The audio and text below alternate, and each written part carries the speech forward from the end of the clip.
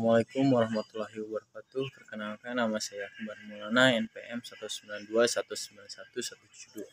Di sini saya akan memaparkan sedikit materi tentang proses pencernaan makanan. Langsung saja ke materinya. Proses pencernaan makanan adalah serangkaian kerja tubuh untuk mengubah makanan. Makanan yang dimakan menjadi bentuk yang lebih sederhana sehingga dapat diserap di usus halus. Nah, zat makanan yang mengalami proses pencernaan di dalam tubuh antara lain karbohidrat, protein, dan lemak.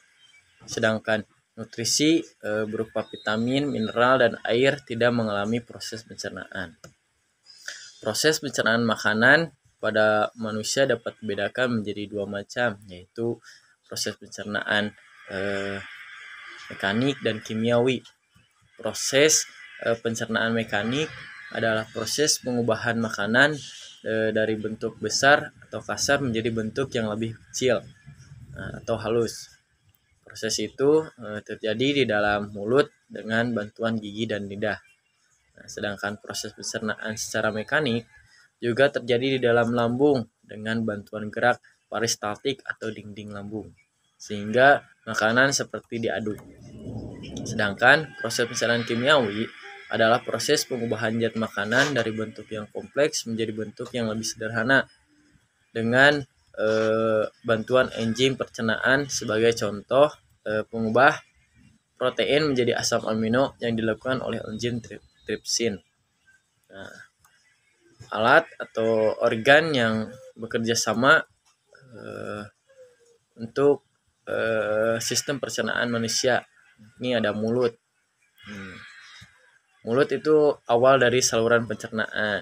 Yang kedua kerongkongan. Terus yang ketiga ada lambung. Yang keempat ada usus halus. Ada pankreas, ada hati. Terus ada kantong empedu dan juga ada usus besar. Nah, yang terakhir ada anus. Nah, sini berapa sih waktu normal yang dibutuhkan untuk mencerna makanan?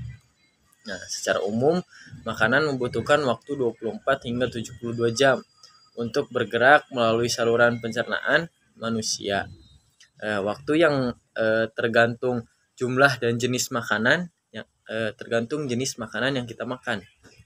Angka ini juga didasarkan pada faktor seperti jenis kelamin, metabolisme, dan apakah seorang memiliki masalah pada pencernaan yang dapat memperlambat atau mempercepat proses pencernaan. Pada awalnya, makanan bergerak relatif cepat melalui sistem pencernaan dalam waktu 6 hingga 8 jam.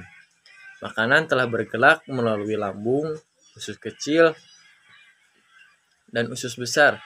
Sekali di usus besar, sebagian isi makanan dicerna bisa tertahan lebih dari 1 hari, bahkan bisa lebih lama. Nah, kisaran normalnya untuk transit makanan mencakup beberapa jam. Yang pertama ada pengosongan lambung, 2 hingga 5 jam untuk pengosongan lambung. Transit usus kecil 2 hingga 6 jam. Transit usus kolon 10 hingga 59 jam. Dan transit seluruh usus 10 hingga 73 jam. Nah, tingkat pencernaan kita juga didasarkan pada apa yang dimakan. Karena daging dan ikan bisa memakan waktu hingga 2 hari untuk sepenuhnya dicerna. Nah, protein dan lemak dikandungannya adalah molekul kompleks yang membutuhkan waktu lebih lama bagi tubuh untuk terpisah.